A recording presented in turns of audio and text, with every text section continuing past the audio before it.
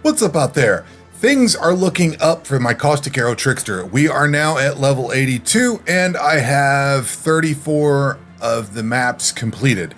It has been a massive turnaround. I spent some time leveling up in the campaign a little bit. I did my usual trick of going down roughly 10 levels.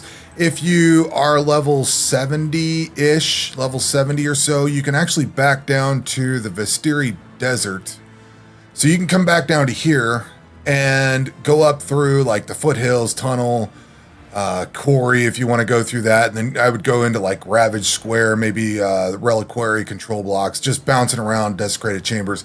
I kind of did a few of these just because I'd get sick of one, but if you're 10 levels below, you can still, 9 or 10 levels below, you can still level up fairly quickly.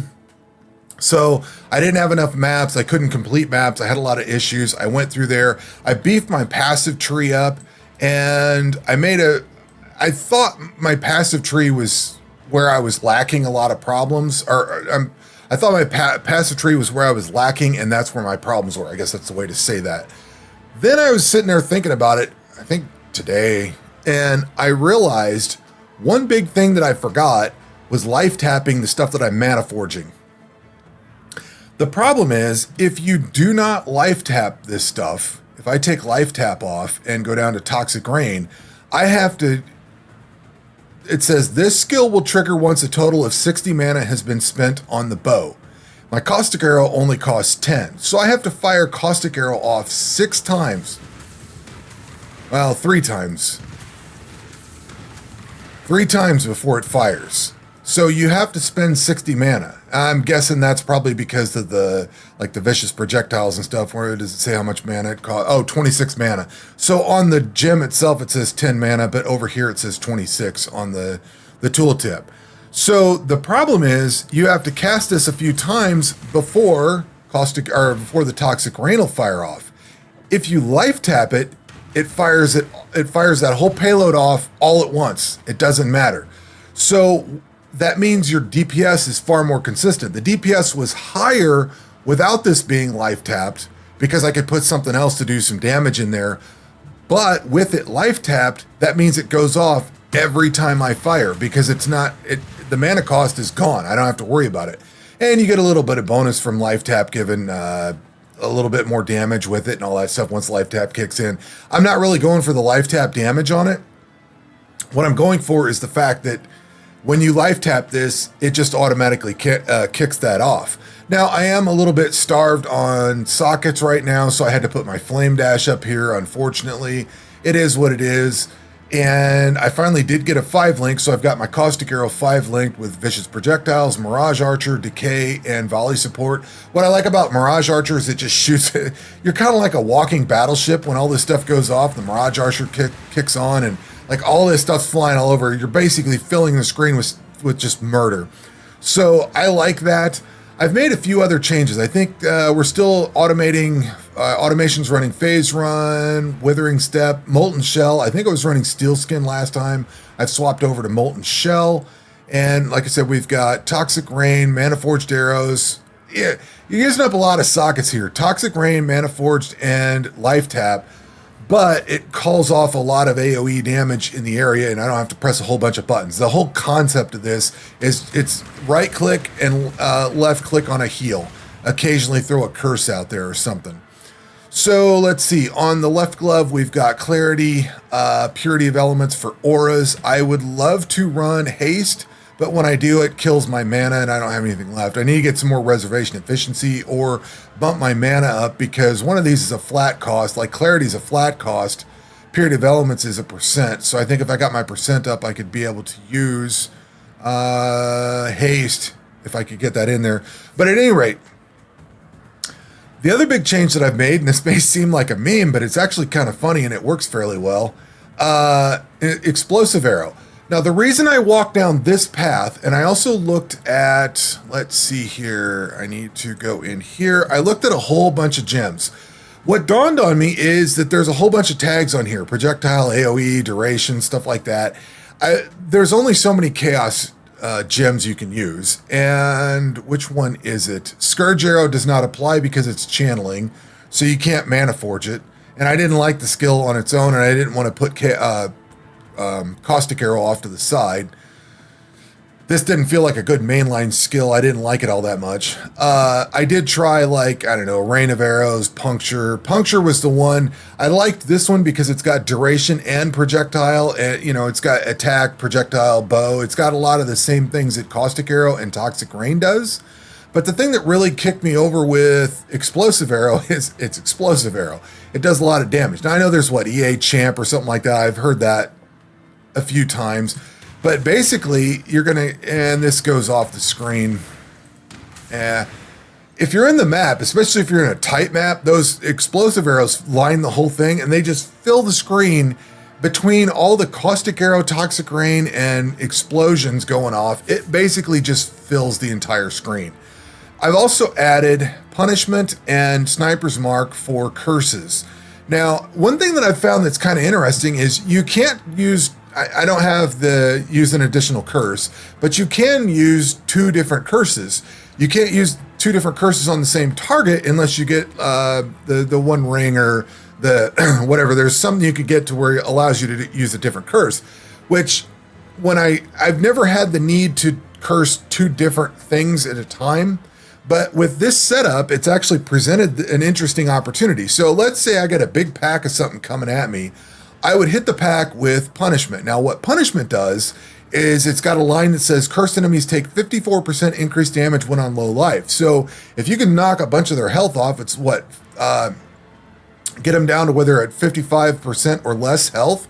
Then they start taking 54% increased damage, and you can see it kick on.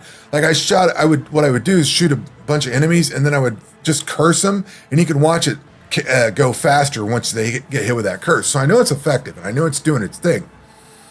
So what I would do is hit the pack with this, and then hit the rare with Sniper's Mark. And then once the rare's down to 55%, hit them with this Punishment. So kind of going back and forth. So basically, if you're going to single target something, you hit it with this Sniper's Mark so that this thing gives them 20% extra, 27% increased damage from projectile hits. It splits and all that. I don't care about that. I'm worried about the damage that they take. So you Sniper's Mark the one big bad that you want to hit, and then Punishment the rest, and it's pretty effective. So I have a T6. It's not. I've already completed this one. Map progress, I'm 34 out of 115, but this seems to work really well. And the thing that is cool is that the explosive arrow and the duration and all that it just kind of slaughters everything. So we hit him with Punishment, watch him die. Oh, I know this map. Ran this one just a little while ago. Didn't remember it when I first saw it. But yeah, so this is doing really well now. The build has turned a massive corner, and it's gotten a lot easier to get kills. Rolling these white maps has been easy. I made a couple of gear changes, which I should probably talk about here. Well, let's see here. So we just hit the pack. If the pack's dying fairly well, I don't bother cursing them. But yeah, a bunch of magic monsters or something, I will curse them. A lot of things just start dying really quickly. So for gear, I did finally get a 5-link, so I've got this thing, and I did start getting some of the implicit currency, so I started applying that. And we're using Arrow Nova, so when you fire the explosive arrows, you'll see these little boom booms. So just in this area, that's basically filling the screen with something. Some form of something nasty is going off when that goes through. I'm trying to decide what kind of quiver I want to use. I was using the Vile Arrow quivers, but I don't need all the chaos damage now because I'm splitting damage with Explosive Arrow. So I've been trying to figure out if there's like one based on projectiles. I've been trying to figure out if that would be a good one to run or not. So I've been kind of tinkering around with all of that. My resistances are in check. I'm still running Purity of Elements, so I'm still got that going on, but my resistances are in check. Let's take a look at the passive tree. I have made some changes. I was planning on coming over here to Heart of Darkness for increased chaos damage, but somebody said don't bother with that, go with damage over time instead. So I ended up, because I added Explosive Arrow, I ended up pulling Wasting out, so these were just straight up chaos damage over time multipliers. But like this over here, Hunter's Gambit, which I was already taking, already has increased damage over time multiplier. If you take Aspect of the Eagle, this has got damage over time with bows. Same thing down here. A couple of nodes leading over to Aspect of the Lynx, which gives you increased damage, increased attack damage, which all of these are attacks. Attack, attack, and attack. So that applies to all of these with some increased movement speed and crit. I came down here through Heart of Oak, Finesse, and came over here to Avatar of the Hunt. This thing's got nothing but damage over time with bow skills. I'm also going to come over here to Farsight, which is also loaded with damage over time through its bit. And then I'm going to swing over here and grab both Heavy Draw and Deadly Draw. All these have just damage over time. So I'm going to try to grab all those. And I think that's probably going to round out the last points that I have. I'm still working on getting about halfway through this next level. Kind of grinding along. That's why I'm not pushing anything too difficult. I've got to the point where I can level, so I just want to kill things and get my level. But Explosive Arrow may seem kind of odd to take, but it's fairly effective. And especially, you know, it's kind of funny, in the little dinky rooms that you get into, or the little very closed in areas, like maybe this hallway, you'll see the Explosive Arrow just goes across the whole thing and just wrecks everything. Whereas, oh, I wanted to keep that curse on there.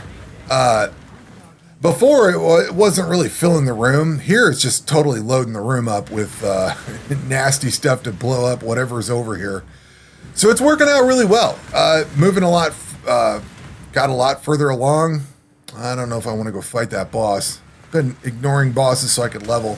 But when you shoot, it goes through, so you actually take, there is hit damage that applies. I could switch him over to that curse, and then he's going to go down a little faster. Let's see if we can hit this guy here. Hit him with that, and then he just melts. So the extra damage from that curse, it seems to help. I mean, as far as I can tell, it seems to help a lot. But stuff just melts off. Get these things knocked down to 55%, switch their curse, and then just burn them.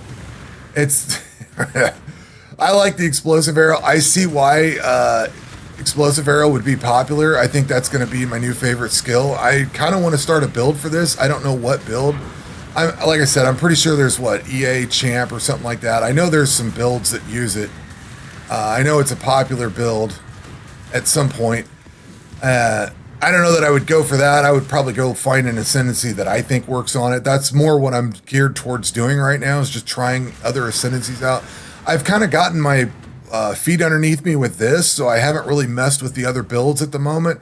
I played through some of them here and there, but once I got this one rolling, I've just been playing this one for the most part. So that is where we are. Good progress. For an Atlas tree, I just kind of ran up the middle, did the Kurok stuff, came up here to start grabbing some essences. And for the first time ever, I actually blocked something. I think it's Zizaran that always says it's kind of a waste to come over and block a mechanic because you can just ignore it. Well, the problem is Ritual you can't ignore. And I saw somebody else, the reason I got this idea is I saw somebody else I follow was talking about how Ritual was kind of brutal this league, and and then I hit it, and I'm like, oh, okay, I see why. Well, they've brought in all the Wildwood monsters and dropped them into Ritual, so you're just constantly getting they took the worst part of Affliction and brought it into this, and I just, as soon as I got enough points, I blocked it. I'm like, I'm sick of seeing this. It was not my jam. I'm going to unblock it at some point, but I was like, I'm out. I don't even want to see this right now. It's annoying, and I don't want to deal with it. So that is where I'm at. I've started doing the Maven stuff. We've got that done. I can start running Eater missions if I want and try to build up his currency and stuff like that, which is good. I need to spend some time working on his currency and get that moved forward. So yeah, big moments, move forward quite a bit with the build, and it's doing very well. It's on a good track. I don't know if I'm going to be I don't know if red maps are going to be a hard stop for it or if it's going to keep going, but it seems like it's doing fairly well. I'm getting the passive tree kind of dialed in. I'm getting better gear. I got this from the boat, and I don't know what else I've gotten. I might have got this mask from the boat, maybe the gloves. I don't remember. I've picked up a few things. Some of this stuff is still from the campaign. Maybe not. Maybe I'm starting to swap it all out. Yeah, the bow is still from the campaign. I haven't found a better bow. I haven't had enough currency to really get one swapped over. I'm starting to get better currency now, though. So anyway, I've been keeping an eye out. I've got some candidates in here, but I haven't gotten one to where it's actually rolled anything better. So I haven't swapped it out yet. And I did get a 5-link bow, but this bow's way worse.